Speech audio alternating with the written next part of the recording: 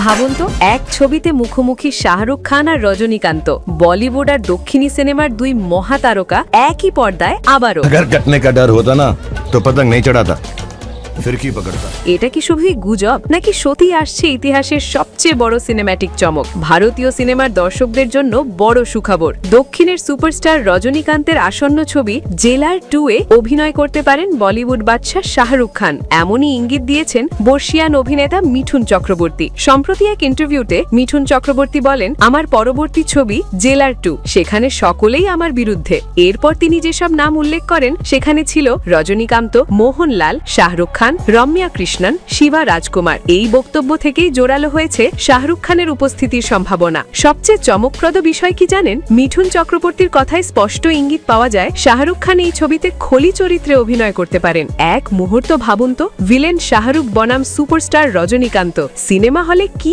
পরিমাণ সিটি আর হাততালি পড়বে। এর আগেও কিন্তু এই দুই তারকাকে একসঙ্গে দেখা গিয়েছিল। 2011 সালে মুক্তিপ্রাপ্ত রাবণ ছবিতে রজনীকান্ত অতিথি চরিত্রে অভিনয় করেছিলেন শাহরুখের সঙ্গে। দীর্ঘ 10 বছরেরও বেশি সময় পর আবার যদি এই দুই মহাতারকা এক ছবিতে আসেন, তাহলে সেটাই হবে সিনেমা প্রেমীদের জন্য এক ঐতিহাসিক মুহূর্ত। উল্লেখ্য, জেলার 2 হল 2023 সালের সুপারহিট ছবি জেলারের সিকুয়েল। বক্স অফিস রিপোর্ট অনুযায়ী ভারতে আয় প্রায় 348.55 কোটি টাকা, বিশ্বব্যাপী আয় প্রায় 604.5 কোটি টাকা। এই সাফল্যের পর জেলার 2 নিয়ে প্রত্যাশা আকাশ ছোঁয়া। সবকিছু ঠিকঠাক থাকলে শাহরুখ খান ও রজনীকান্তের মুখোমুখি লড়াই ভারতীয় সিনেমার ইতিহাসে নতুন অধ্যায় লিখবে। আপনি কি মনে করেন শাহরুখকে ভিলেন হিসেবে কেমন লাগবে? কমেন্টে অবশ্যই জানান।